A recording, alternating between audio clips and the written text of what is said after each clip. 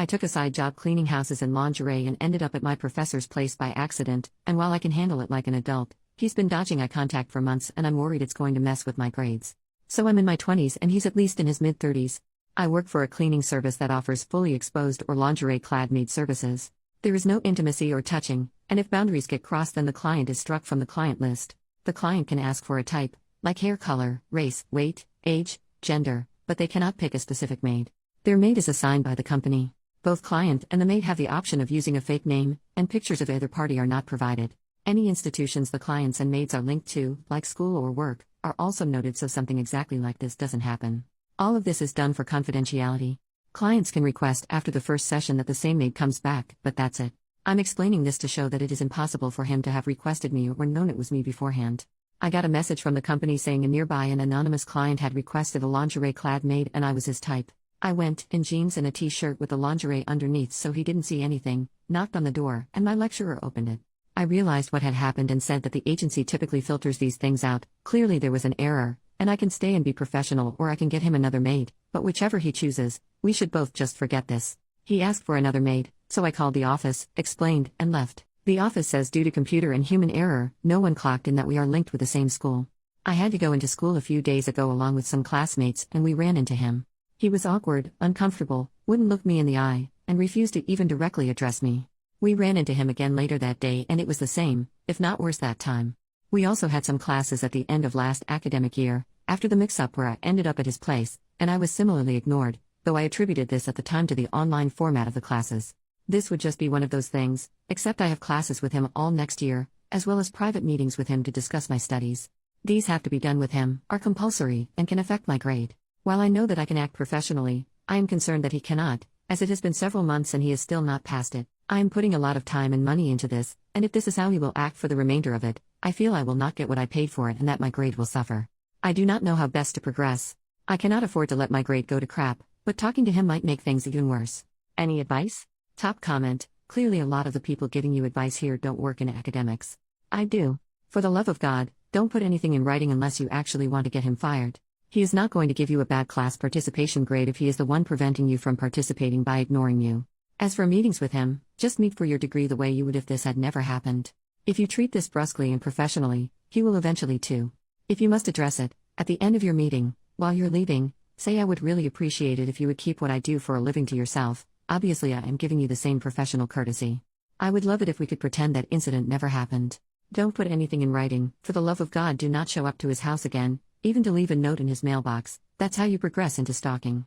Don't do anything crazy to make him notice you in class. Offer to participate the way you always would. Do your meetings with him as if this never happened. Update: 1 month later, he reported me. I booked a meeting with him during office hours so I could clear the air, as was suggested on my last post, and then followed it up with an email that simply said that his school is starting up again and its final year. I'd like a chance to meet with him to talk about my dissertation and make sure he approved of the topic before I launched into it, something that is completely standard and everyone else is doing, but was somehow enough to panic him. The maid service I work for also offers completely clothed maids, so from what I can gather he's gone to the uni saying he paid for a fully clothed maid and only went through this service because of their extensive vetting, but when I showed up I offered to do it without clothes on in exchange for extra help on my dissertation. He said no. Obviously this is bull crap, and I got the recording of the phone call I had with work and gave it to the uni, which was enough to stop the investigation, but I couldn't get his payment records to prove he paid for lingerie due to the anonymous payment system, and any more than that would require a legal case, which I can't afford. And even if I did manage to stay here, I still have to be in his classes as they are mandatory, but at the same time my uni have basically said that they can't put me in his classes after this because I have essentially been accused of intimately harassing him. He must have reported me the second I sent in my meeting request, because I got the email from the person dealing with this literally less than a week later. I have no clue what the heck he's thinking. I'm assuming he thought I would report him and decided to get ahead of it, but even that makes no sense as all I did was request a meeting. Whatever his logic, I am dropping out. I am 1 year off of completing my degree, so I've submitted some inquiries about transferring to nearby universities, but because this has happened right at the start of a new school year, it's going to be 10 times harder than it would be if this happened over summer or last year. The only upsides are that I've not actually been expelled or suspended, so I won't need to explain this to anyone. The uni seemed fine to just let me go quietly, and another lecturer is writing me a reference.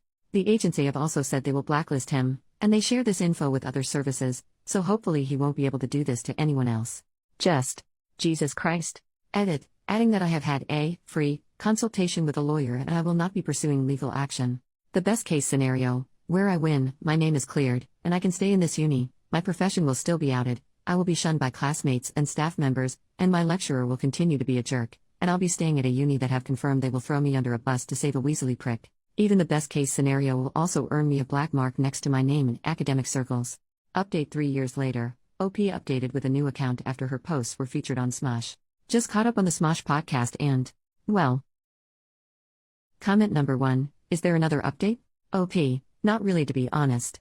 I'm at another uni, feeling super supported, doing a PhD and building my career. The lecturer who ratted me out is still teaching, but when people went back to classes properly post-COVID, I put his name on the creep list. An anonymous Google Doc the women at uni shared of men to avoid, and like 4 different people vouched for him being a creep, so at least they know who to avoid, and I'm safe and happy at another uni with a straight woman and gay man supervising me, both of whom went to bat for me when another separate lecturer made a pass at me. Like I feel like the overwhelming reaction to my story was just, well, that's depressing, and I wish I had a non-depressing update, but that's how academia works, I guess. C'est la vie. But I do want to say that when Shane read the comments from my post, he read one that I listened to at the time saying don't make a paper trail because I'll get him fired, and PSA, make the paper trail. I really regret listening to that guy, which I only did because he said he was in academia. Assuming it's a guy because that's advice a guy in academia would give. I would still have had to leave the uni even with a paper trail, and I'm probably better off at my current uni than I was at my old one, but if I'd made the paper trail they probably would have at least refunded part of my tuition, and I wouldn't be scraping to fund the PhD now. Comment number 2, glad you're doing well, and that people at your old uni know that the lecturer is a creep. Sucks that he still has a job though. OP, yeah, I'm glad I'm doing well too.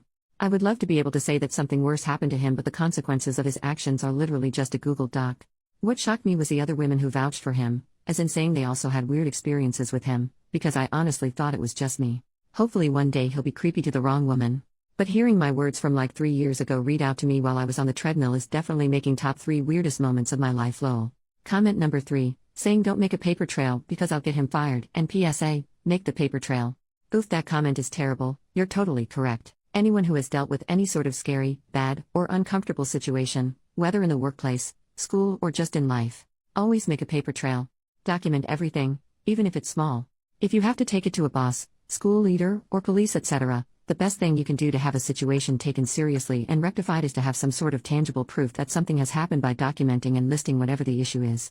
Even if it's verbal comments that you don't have audio proof or witnesses for, you have more luck being helped if you have made notes of those comments over time, than if you just go in saying so and so said this. Glad you're in a better place now. OP, yeah. I just never expected to be in that situation, so when the top comment was like, hi OP, I'm in academia and here's what you do, I just went with it. If I could go back and tell myself one thing, it would be document everything. Hearing the comments read back, I got mad all over again, but mostly at myself for just going with what I was told back then.